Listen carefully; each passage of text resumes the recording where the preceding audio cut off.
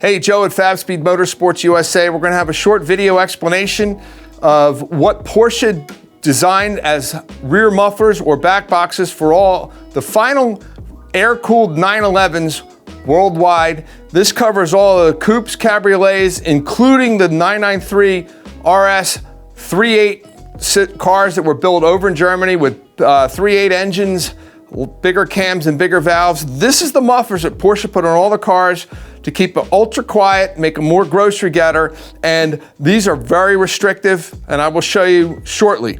At Fabspeed, we have over 25 years of air-cooled and water-cooled Porsche experience. We also do destructive and non-destructive testing on mufflers and other bits on these cars because we really are trying to learn what they had to do, what criteria they operated under, and in the end of the air-cooled Porsche lines, Swiss noise regulations, drive-by regulations, they even put a plastic undertray under normally aspirated 993s and 993 twin turbos to keep them ultra quiet, and you're gonna see why. I actually, as an owner, had multiple 993s and 993, I had a 993 twin turbo, and I currently have a 993 RS Club Sport Tribute car, and the engine was done by Andal Porsche Motorsports. But here you go. You wanna see what's in a 993 normally aspirated muffler?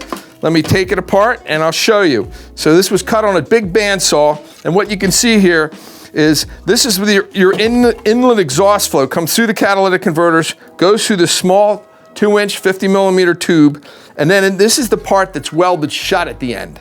So the exhaust fills here, hits pressure, and then has to fight its way through this perforated core and fill this back chamber.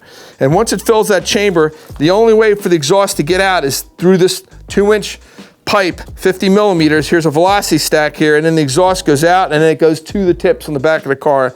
You might say, what's this little pipe over here? That's a high pass bypass pipe, but it's really tiny to let some exhaust out.